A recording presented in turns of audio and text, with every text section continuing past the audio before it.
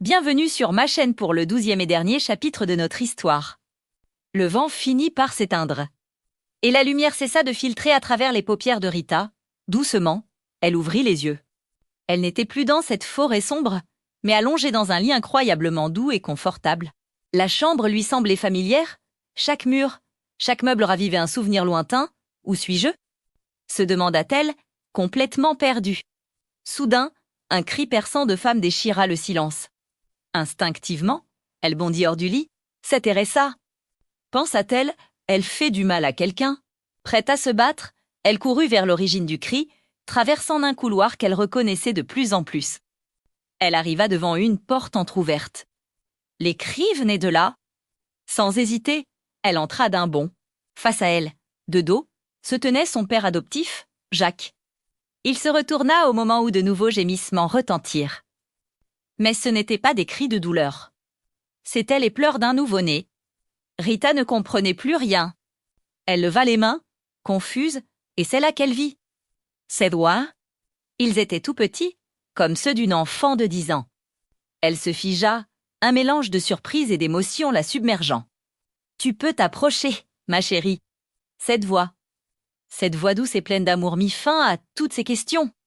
Rita leva les yeux, et les larmes lui montèrent instantanément.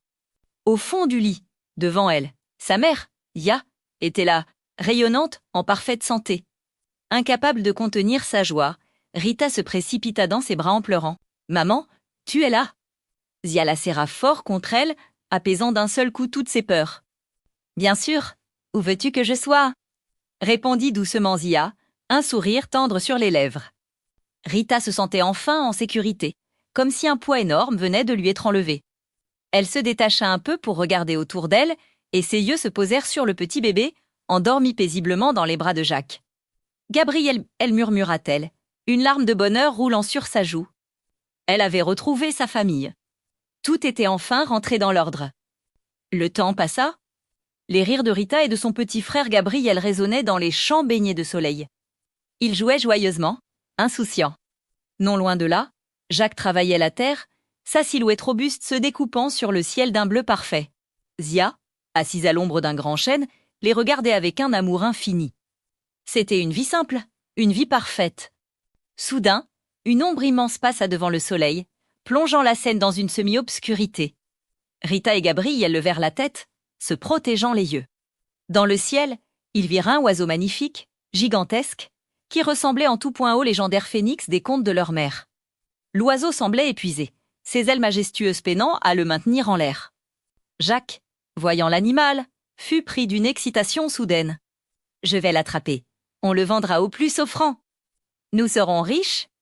s'écria-t-il, commençant déjà à chercher une corde. Mais Rita reconnut immédiatement son protecteur, l'oiseau de feu qu'il avait sauvé tant de fois. Elle s'interposa vivement. « Non, papa. Ce sont des animaux sacrés. Tu n'as pas le droit de le capturer. Le phénix est spécial, il faut le respecter, » dit-elle avec une fermeté qui surprit son père. Alors que tous les regards étaient tournés vers lui, l'oiseau majestueux piqua soudainement vers le sol. Mais juste avant de toucher terre, une forme sombre se détacha du volatile et tomba lourdement dans l'herbe haute. Libéré de son fardeau, le phénix reprit aussitôt de l'altitude avec une facilité déconcertante. Il fit un cercle gracieux au 10 de leur tête, comme un salut, avant de s'envoler majestueusement vers l'horizon, disparaissant dans la lumière du soleil couchant. Jacques, Zia, Rita et Gabriel, encore sous le choc, se précipitèrent vers l'endroit où la forme avait atterri. En s'approchant, ils découvrirent avec une stupéfaction totale un vieux coffre en bois, orné de gravures et de symboles mystérieux. Il semblait ancien, comme s'il avait traversé les âges pour arriver jusqu'à eux. Le cœur battant à tout rompre, Rita posa ses mains sur le lourd couvercle. Avec l'aide de son père, elle l'ouvrit. À l'intérieur, une lumière dorée les éblouit. Des milliers de pièces d'or scintillaient, capturant les derniers rayons du soleil.